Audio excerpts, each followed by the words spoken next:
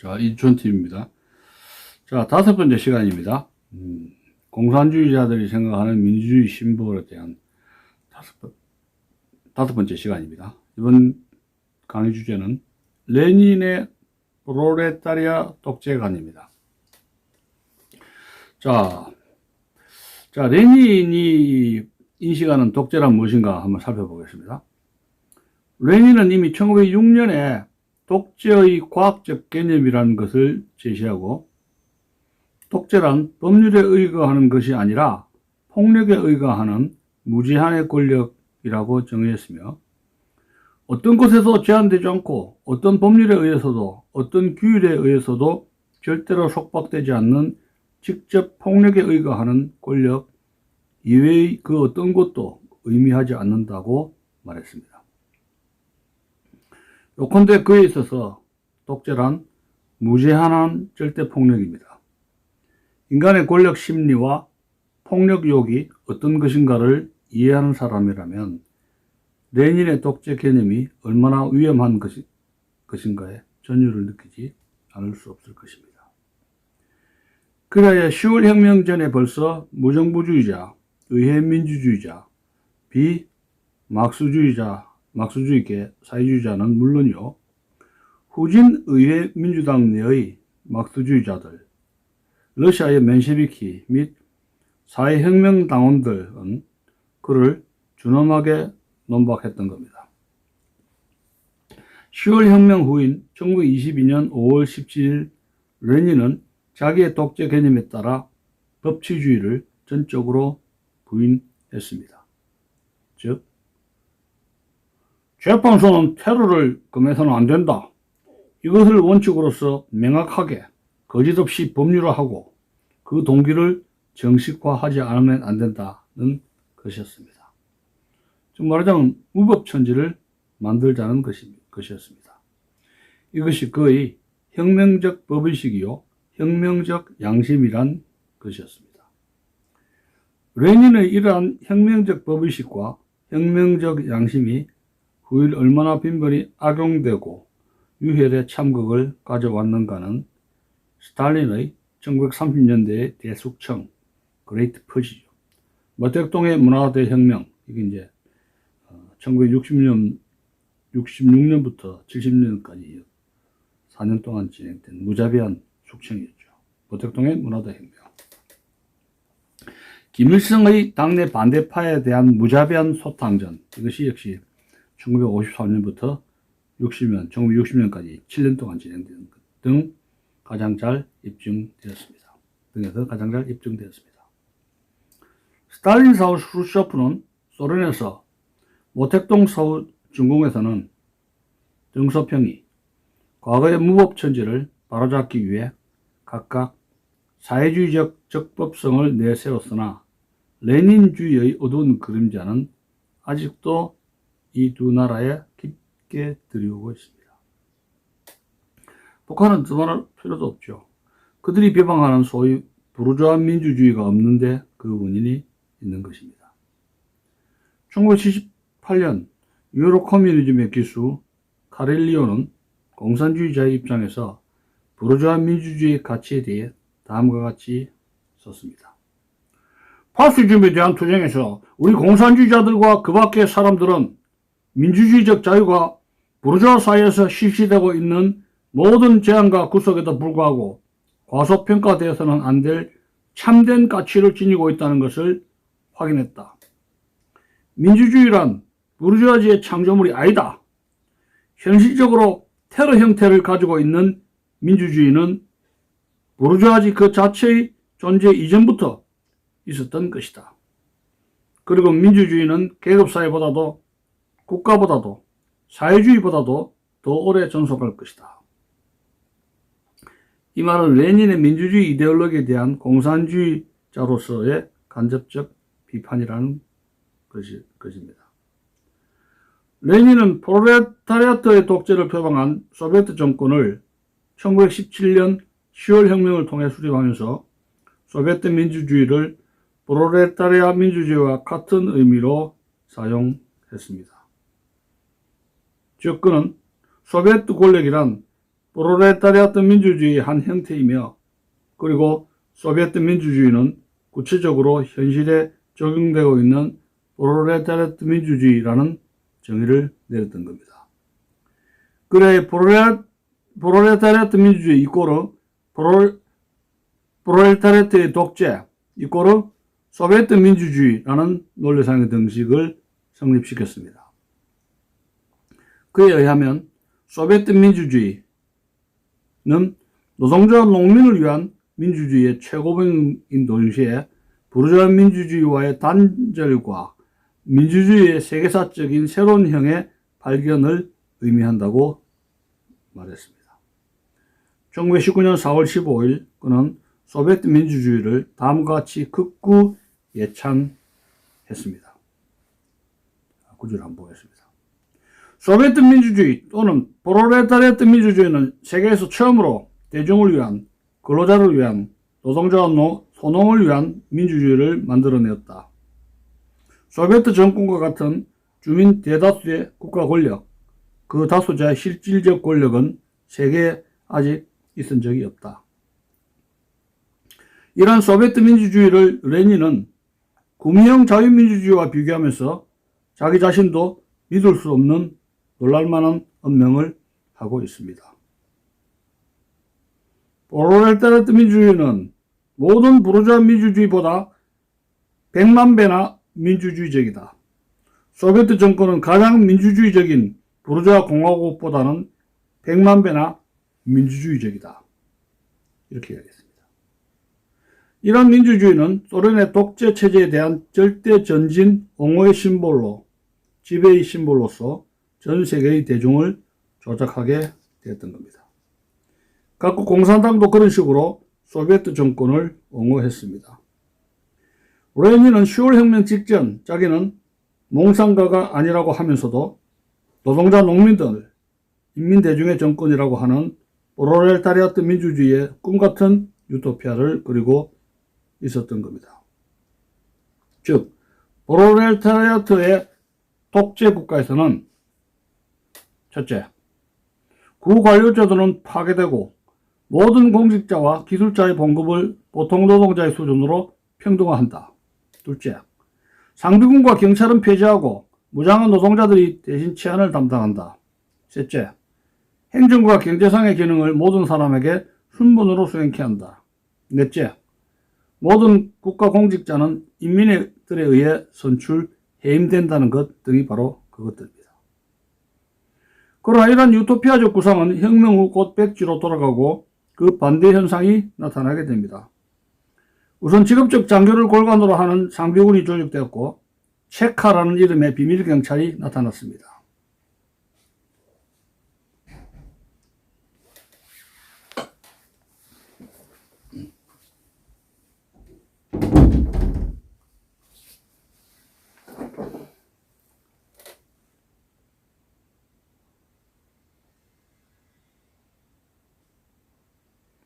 소비에트에서는 1918년 6월 이래로 맨셰비키, 사회혁명당원 등의 사회주의자들이 점차로 축출되고 1918년 말까지는 이들의 활동을 불법화함으로써 프롤레타리아트와 농민의 정권으로서의 소비에트 정권은 볼셰비키의 일당 정권으로 변모했습니다. 당시 볼셰비키는 소비에트 정권 안에서 노동계급의 극소수를 대표하는 정파였습니다. 그러나 다수파의 의사는 문제가 아니었던 겁니다. 1917년 8월 레닌은 다음과 같이 말한 바 있습니다. 다수자는 하나의 허구다. 혁명제는 다수자의 의사를 확인하는 것만으로는 부족하다. 조직과 정치적 작업과 무장에서 보다 앞선 소수자가 그들의 의사를 다수자에게 강제하여 다수자를 격파하는 신뢰를 우리는 무수하게 보았던 것이다. 프롤레타리아트는 바로 노동계급을 의미하는데 레닌은 개개인 노동자도 노동조합의 능력도 불신했습니다. 10월 혁명이 승리하자 또한 그는 지도계급이 되었다고 해서 일시에 기업의 관리 능력을 가지는 것이 아니라고 하면서 관리를 위해서 국가의 건설을 위해서는 관리의 기술을 지니고 국가와 경제에 대하여 경험을 쌓은 사람들을 가지지 않으면 안 된다. 고 과거와는 반대로 노동계급을 경멸했습니다. 그리고 농업경영에 있어서도 종업원들의 합의가 아니라 1인의 경영자에게 책임을 맡겨야 한다고 강조했습니다. 그에 의하면 합의제는 그 알량한 민주주의의 잔재에 불과하며 합의제 운운의 논의는 완전한 무지와 전문가 반대의 심리에 물들어 있는 것이라고 이라는 것입니다. 그러므로 레닌은 임명제를 반대하는 모든 아우성, 각종 결의와 토론에 나타나 있는 이 모든 낡은 쓰레기들을 일소에 버리지 않으면 안 된다고까지 포고를 퍼부었습니다. 노동자들에 대한 이러한 경멸 때문에 레닌은 노동자의 조직체인 노동조합이 국가공직 후보자를 추천하는 권리를 공공연히 부인하게 되었던 겁니다. 1921년 1월 그는 전 러시아 광산노동자 제2차 대회에서 다음과 같이 선언을 했습니다. 이 집권하기 전하고 집권 후의 발언이 완전히 달라집니다. 무슨 말 하는지 한번 봅시다. 과연 한 사람의 노동자는 국가를 어떻게 통치하는가를 알고 있을까? 실제 분야에서 알고 있는 사람은 그것이 사실이 아니라는 것을 알고 있다. 우리는 아직까지 문맹마저 일수하지 못하고 있다. 노동자 중에 몇 사람이 통치해 왔을까? 러시아 전국에 수천 명이요. 그 이상은 아니다. 후보를 내세우는 것, 정치를 하는 것은 당이 아니라 노동조합이라고 우리가 말한다면 그것은 아주 민주주의적으로 들리며 표를 끌어모으는 데도 도움이 될지도 모른다. 그러나 오래가지는 못한다. 그것은 프롤레타리아트의 독재를 파멸시킬 것이다. 이상 레닌의 말은 진정한 프롤레타리아 민주주의를 부정하는 것이 되고 말았습니다. 노동자들이 기업 관리에도 참가하지 못하고 공직 후보마저도 추천하지 못하는 프롤레타리아 민주주의란 허구에 불과한 것이 아닐 수 없습니다. 개개인 노동조합을 불신 경멸하면서도 레닌은 하나의 계급으로서의 전체 프롤레타리아트의 혁명 의지와 권력에 대해서는 불변의 절대적 신뢰감을 가지고 있었습니다. 이것은 중대한 모순입니다. 여기서 그는 명확한 목적의식을 가지고 있고 이론 무장이 되어 있는 소수 엘리트인 공산당을 프롤레타리아트의 정신의 구현자여 그 전이라는 지위에다가 올려놓음으로써 이 모순에서 벗어나려고 했습니다. 그가 빈번히 프롤레타리아트를 말할 때는 그 대표로 자임하는 공산당을 가리켰고 프롤레타리아트의 독재를 논할 때는 사실은 공산당의 독재를 의미했던 겁니다. 따라서 레닌은 일당 독재를 추궁당할 때는 그것을 주저하지 않고 긍정했습니다. 그런데 볼셰비키 당같이 철의 규율을 가지고 권력이 철저히 중앙집권적 폐쇄적 엘리트 당에서는 일당 독재가 당의 극소수 지도층 또는 최고 지도자 1인의 독재로 되는 것은 필연적인 추세입니다. 레닌의 논리에 의하면 대중은 계급으로 나뉘어져 있고 계급을 지도하는 것은 정당이며 정당을 지배하고 있는 것은 그 지도자입니다. 그러므로 당의 독재냐 또는 계급의 독재냐 지도자의 독재냐 또는 대중의 독재냐를 묻는 것은 사고의 혼란을 증명하는 것밖에 안 되는 것입니다. 이런 논의는 사람이 왼다리에 오른손에 어느 것이 사람에게 더 필요한가를 논하는 것과 같이 어글썩고 유치한 잠꼬대로밖에 생각할 수밖에 없다고 얼토당토 않는 비유를 들게 되었습니다. 이러한 레닌의 사고는 독재 권력이 지니는 극히 위험한 자체 내의 문제들을 모두 외면한 것입니다. 그의 견해는 프롤레타리아 계급의 이익은 그것을 대표하는 통치 집단의 이익과 일치하며 통치 집단의 이익은 그 순회의 이익과 일치하고 순회는 오직 계급의 이익에만 관심이 있다는 식의 극단적인 획일화의 잘못된 인식에서 유래하고 있는 것입니다. 이러한 레닌의 독단적인 착각이 프롤레타리아트의 독재를 사실은 프롤레타리아트에 대한 무자비한 일당 독재로 그리고 나중에는 1인 독재로 전락시키고 말았다는 것이 10월 혁명 후의 모든 공산당 국가의 역사적 경향에서 알아볼 수 있습니다. 이러한 위험성을 예견하고 일찍이 가우츠키, 마르토프, 로제 룩셈부르크, 오토 바워 같은 마르크스주의자들은 레닌과 논전했고 심지어 볼셰비크 당 내에서도 트로츠키, 류코프 등은 프롤레타리아트의 독재에 대하여 레닌과 해석을 달리하면서 그를 비판했던 겁니다. 그러나 레닌은 이들 모두의 말을 배격합니다.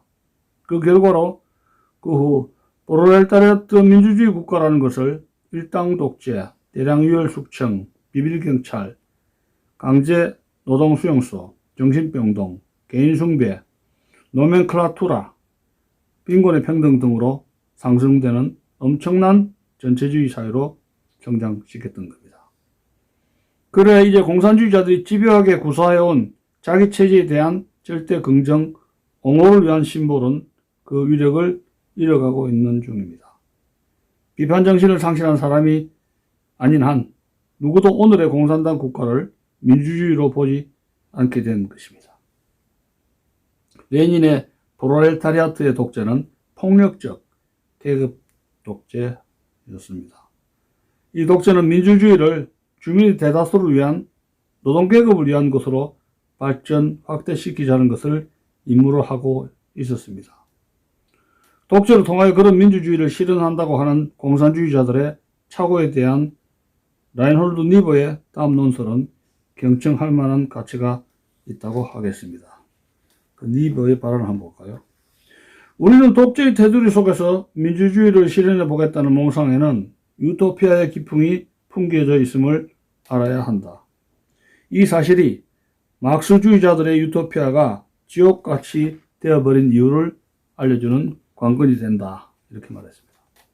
그럼에도 불구하고 공산주의자들은 여전히 갖가지 민주주의 심볼을 들고 나와 자기들의 정권을 추구하거나 또는 이미 획득한 정권을 수호 공고화하기 위하여 끈질긴 투쟁을 하고 있습니다. 그리고 아직도 많은 사람들, 특히 주어진 현실에 절망감을 느끼는 지식인과 청년들 또는 시리에 빠지거나 초이상주의를 쫓는 극단적 인물들이 공산주의가 선전하는 다양한 민주주의 심볼에 매혹되고 있는 것이 현실입니다. 이제 그런 경향은 한국에까지 파급되어 극소수자이지만 운동권 학생들 사이에서 민족민주주의니, 민중민주주의니, 인민민주주의니 하는 구호가 무차별적으로 나오게 되었던 것입니다.